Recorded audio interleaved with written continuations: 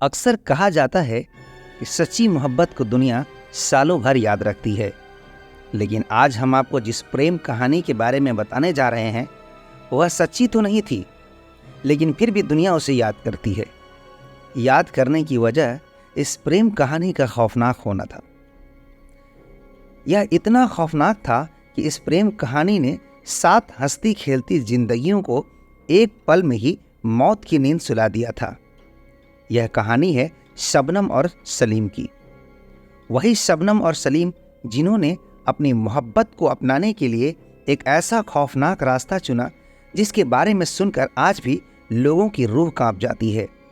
आखिर शबनम और सलीम की पूरी कहानी क्या है, जानने के लिए इस वीडियो में आखिर तक जरूर बने रहें। यकीन मानिए, इस घटना ने चंद दिनों के लिए पूरे उत्तर प्रदेश सरकार को हिलाकर रख दिया था। वह कैसे, चलिए जानते हैं सब कुछ तफसील से इस वीडियो में। लेकिन आगे बढ़ने से पहले सलाखों के पीछे चैनल को सब्सक्राइब नहीं किया है तो फौरन सब्सक्राइब करके बेल आइकन को दबा दे, ताकि मेरी आने वाली वीडियो आप तक आसानी से पहुंच जाए। और अगर वीडियो पसंद आए तो उसे लाइक कर शेयर भी करें, ताकि मेरा हौसला बढ़ता रहे। अब कहानी को शुरू करते हैं। यह कहानी है उत्तर प्रदेश के अमरोहा के पावनखेड़ी गांव की। 14 से 15 अप्रैल 2008 की दरमियानी रात चारों तरफ एक अजीब सा सन्नाटा पसरा हुआ था। मोहल्ला के ज्यादातर लोग सो रहे थे। इसी सन्नाटे के बीच रात के लगभग 2 बजे कुछ लोगों को एक लड़की की जोर जोर से चिल्लाने और चीखने की आवाज सुनाई देती है। आवाज सुनकर लोगों को लगा शायद यह उनका भ्रम होगा, लेकिन जब लोगों ने आवाज को ध्यान से सुना तो पता चला कि आवाज इस गांव के सबसे रईस व्यक्ति शौकत अली के घर से आ रही है। शौकत अली पेशे से कॉलेज के लेक्चरर थे।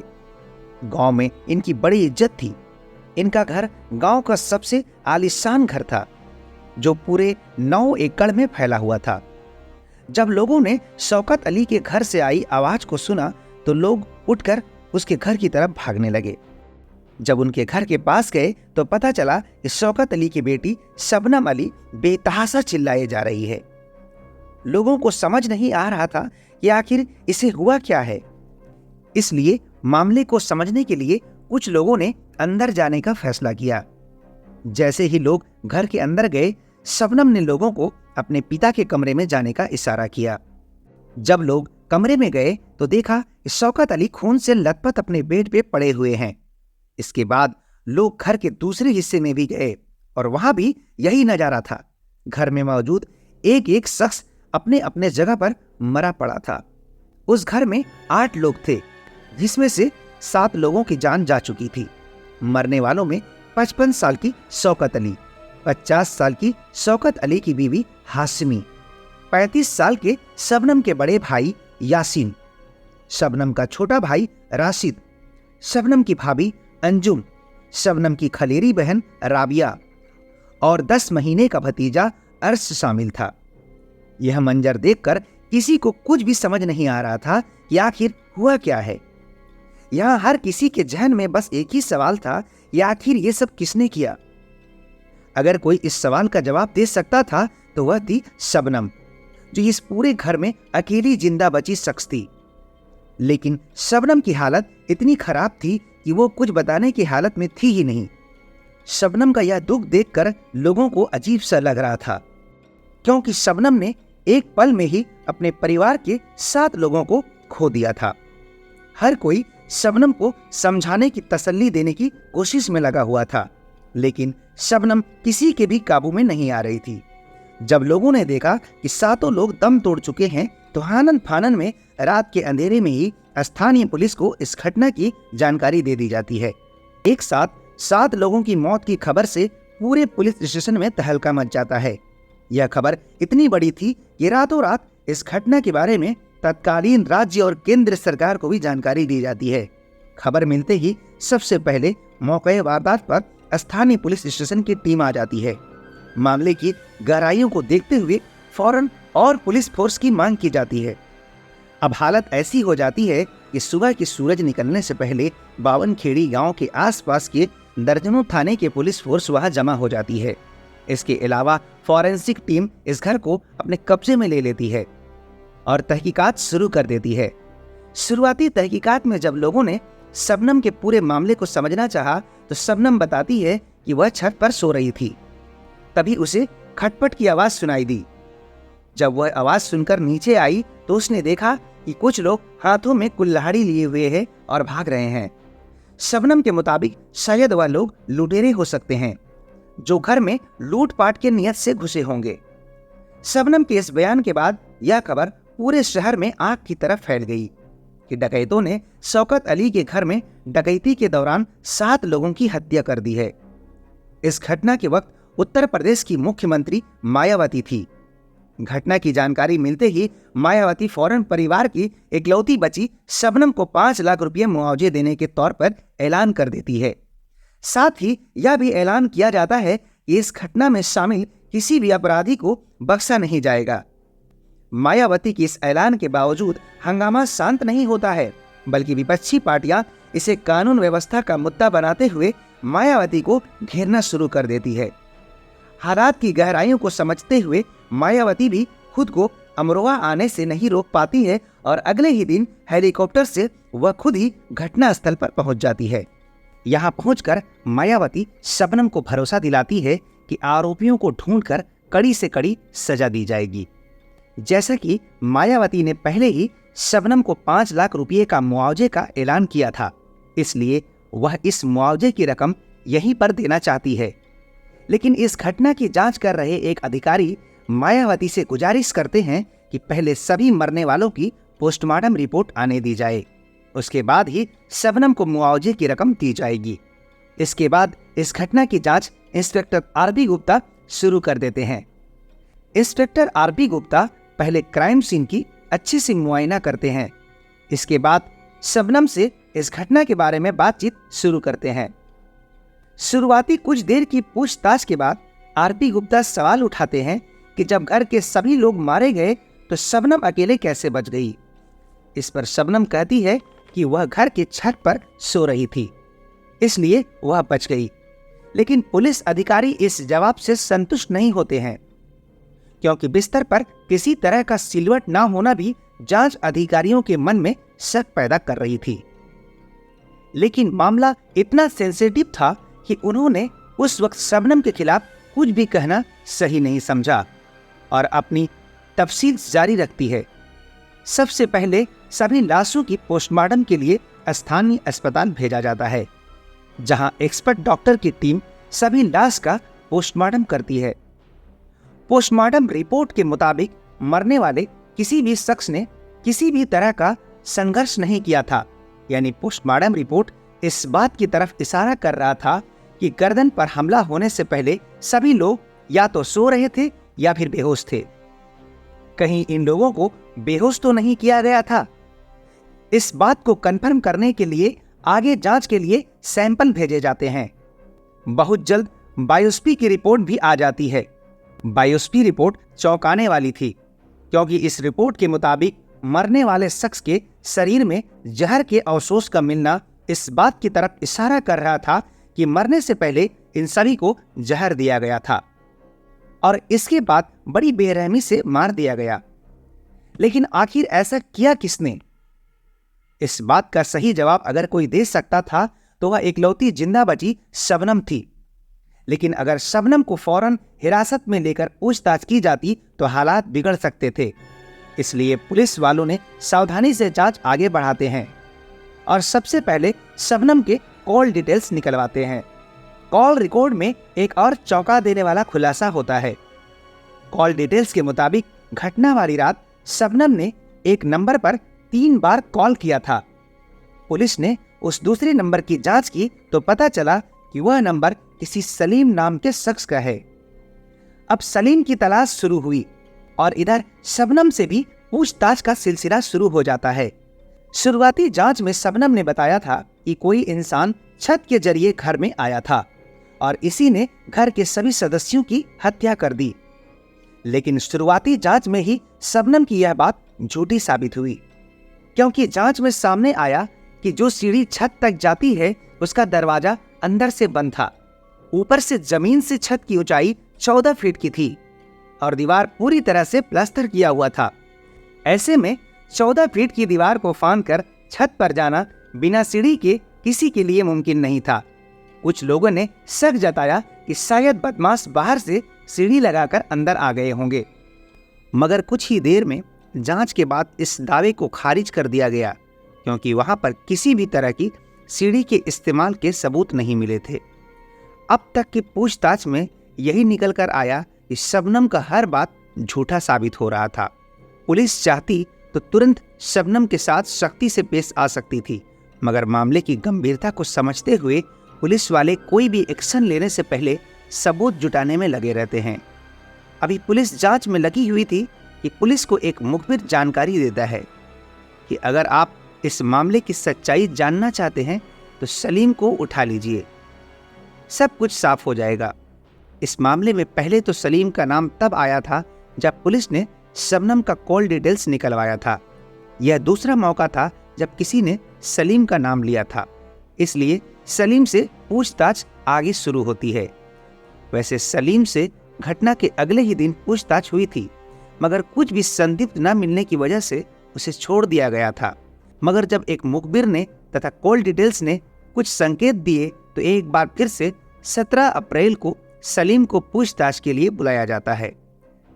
इस बार भी सलीम इधर उधर की कहानी सुनाता रहता है, मगर जब पुलिस वाले सख्ती पर उतर आते हैं तो सलीम की हालत खराब हो जाती है और फिर वह एक ऐसी सच्चाई से पर्दा उठाता है जिसे सुनकर सभी के पैरों तले से जमीन खिसक जाती है। सलीम बताता है कि वह सभी हत्या हमने ही की है। सबूत के तौर पर सलीम पुलिस वालों को एक कुल्हाड़ी देता है जिसका इस्तेमाल सलीम इन लोगों की हत्या करने में किया था। मगर सलीम ने ऐसा क्यों किया था? जवाब में सलीम बताता है कि उसने यह सब कुछ शबनम के ही कहने पर किया था। शबनम का नाम आते ही एक बार फिर से उसे पूछताछ के लिए बुलाया जाता है। पुलिस ने जब शबनम को सलीम के दावों के बारे में बताया तो वह कहने लगी कि वह सलीम को नहीं जानती है और उसने सलीम को कुछ भी करने के लिए नहीं कहा था। इस पर पुलिस वालों ने कॉल डिटेल्स के मुताबिक शबनम से सवाल किया कि जब तुम सलीम को नहीं जानती हो तो फिर घटना वाली रात सलीम के नंबर पर तुमने इतनी बार कॉल क्यों किया? इस सवाल का कोई सटीक जवाब शबनम के पास नहीं था। शबनम अब भी कुछ भी कबूल करने को तैयार नहीं थी। इस कारण पुलिस वालों ने अब शबनम और सलीम का आमना सामना करवाने का फैसला किया। यहाँ भी शबनम अलग कहानी सुनाती रहती है।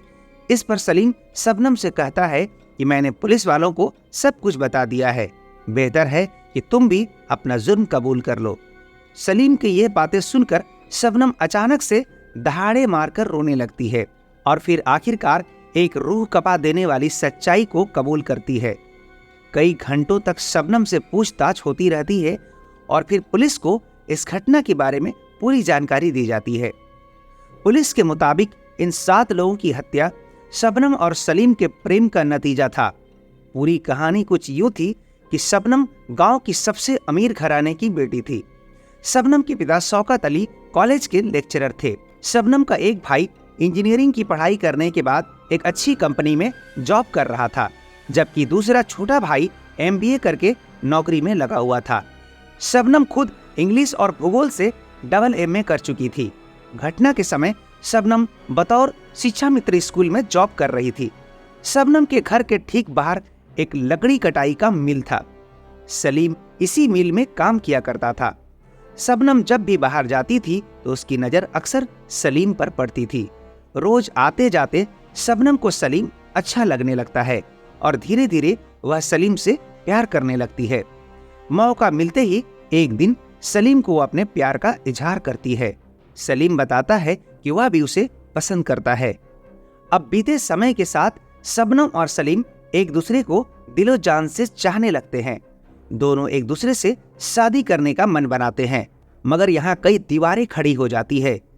एक तरफ शबनम का परिवार इलाके का सबसे बड़ा और सबसे इज्जतदार पढ़ा लिखा घराना था। शबनम खुद भी AA कर चुकी थी, जबकि सलीम 5वीं फेल लकड़ी के मिल में काम करता था। इसके बावजूद शबनम ने घर पर बात करने का फैसला किया और वह अपने पिता से कहती है कि वह सलीम से प्यार करती है और वह उससे शादी करेगी। शबनम की बातें सुनकर उसके घर वाले शॉक हो जाते हैं और वह शबनम को समझाना शुरू करते हैं, मगर शबनम किसी की भी बात नहीं मानती है और वह सलीम से शादी करने की जिद पर आ जाती है। कई दिनों तक जिद का यह खेल चलता रहता है और अंत में शबनम को लगता है कि परिवार वाले उसकी शादी सलीम के साथ नहीं करवाएंगे, तो वो सलीम से मिलती है और एक प्लान बनाती है कि अगर हम घर के सभी सदस्यों की हत्या कर दे तो फिर हम लोग शादी कर सकते हैं और पिता की पूरी जायदाद भी हमारी हो जाएगी। इसी के बाद शबनम और सलीम मिलकर यह तय करते हैं कि वह जहर देकर सभी की हत्या कर देंगे। प्लान फाइनल होने के बाद सलीम बाजार से जहर लेकर आता है और शबनम को दे देता है। इसके बाद शबनम मौके की तलाश में लग जाती है और 14 अप्रैल 2008 का दिन वह इस घटना को अंजाम देने के लिए चुनती है। इसी दिन शबनम के 2 भाई घर पर आए हुए थे और इसी मौके को देखकर जब शबनम देखी कि सारा परिवार एक जगह है तो उसने बहुत ही अच्छे से रात का खाना बनाया और सभी लोगों को खाना खिलाया। इसके बाद शबनम पूछती है कि कौन कौन चाय पीना चाहता है। चाय का नाम सुनते ही सभी लोग खुशी से कहते हैं कि हम सभी चाय पिएंगे। इतना सुनने के बाद शबनम किचन में चली जाती है और चाय बनाने लगती है। चाय बनाने के बाद चुपके से वह कुछ दिनों पहले सलीम द्वारा लाया गया जहर चाय में मिला देती है और परिवार के सभी सदस्यों को पिला देती है। चाय पीने के बाद सभी की तबीयत खराब होने लगती है और सभी अपने अपने कमरे में जाकर सो जाते हैं और जहर की असर की वजह से सभी बिल्कुल खामोश पड़ जाते हैं। संभवतः सभी लोग तभी मर चुके थे, मगर शबनम को तसल्ली नहीं होती है और वह तुरंत अपने बॉयफ्रेंड सलीम को फोन करके बुलाती है और कहती है कि इन सभी को कुल्हाड़ी से मारकर खत्म कर दो ताकि इसे लूटपाट का रंग दे दिया जाए।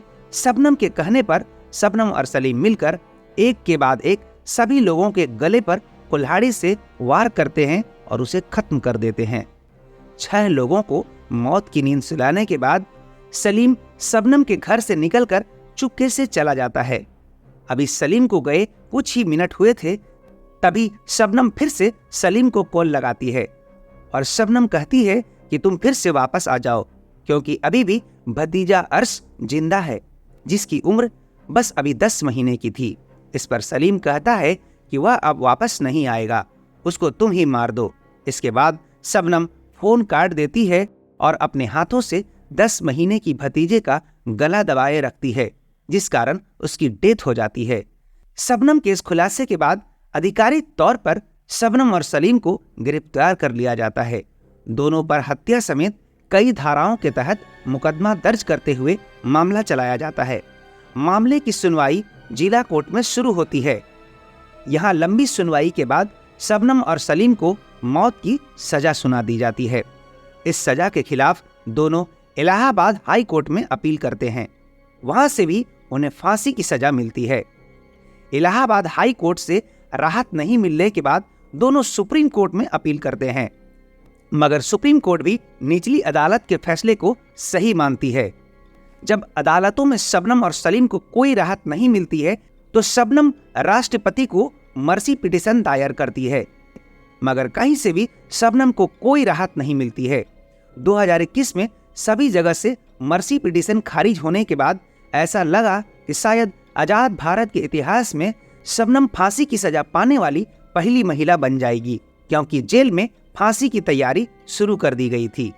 मगर तभी शबनम ने एक बार फिर से रहम की भीख मांगते हुए उत्तर प्रदेश के गवर्नर के सामने मर्सी पिटीशन दायर कर दी, जिसे गवर्नर ने यूपी सरकार को ट्रांसफर कर दिया। शबनम की इस पिटीशन पर अब तक सरकार की ओर से फैसला नहीं हुआ है। इस कारण आज भी शबनम फांसी की सजा के इंतजार में रामपुर के जेल में बंद है। वहीं शबनम का आशिक सलीम प्रयागराज के नैनी जेल में बंद अपनी सजा का इंतजार कर रहा है।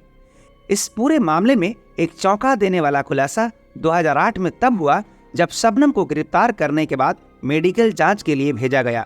मेडिकल जांच में पता चला कि शबनम 2 महीने की प्रेग्नेंट है। दरअसल जब शबनम और सलीम का प्रेम 7वें आसमान पर था, तभी दोनों ने शारीरिक संबंध बना लिए थे। इसके बाद जेल में रहते हुए ही शबनम एक बेटे को जन्म देती है। 6 साल तक शबनम का यह बेटा जेल में ही रहता है।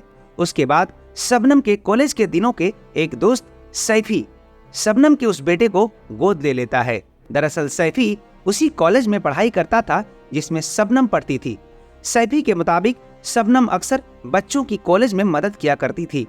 एक बार सैफी के पास भी पैसे नहीं थे और उसकी पढ़ाई छूटने के कगार पर आ गई थी, क्योंकि सैफी को मालूम था कि शबनम हर किसी की मदद करती है। इसी उम्मीद में उसने शबनम से मदद मांगी और शबनम ने उसकी फीस भर दी। इसी एहसान का कर्ज चुकाने के लिए शबनम के बेटे को सैफी ने गोद ले लिया। आज भी शबनम के बेटे को सैफी अपनी बच्चों की तरह पाल रहे हैं। फिलहाल शबनम की उस बेटे की उम्र 15 साल हो चुकी है। शबनम के इस बेटे ने भी सरकार से मां की फांसी की सजा को उम्र कैद में बदलने की अपील की है। अब देखने वाली बात यह है कि आने वाले समय में शबनम के मामले में सरकार और अदालत क्या फैसला लेती है। दोस्तों, इस पूरी वीडियो के बारे में आपकी क्या राय है, हमें कमेंट्स बॉक्स पर लिखकर जरूर बताएं। और अगर आपको मेरी मेहनत पसंद आई हो तो अभी ही इस चैनल को सब्सक्राइब करें और बेल आइकन को दबा दें, ताकि मेरी आने वाली वीडियो आप तक आसानी से पहुंच जाए। और अगर वीडियो पसंद आए तो उसे लाइक कर शेयर भी करें। मिलते हैं क्राइम की कोई दूसरी कहानी में, तब तक के लिए धन्यवाद।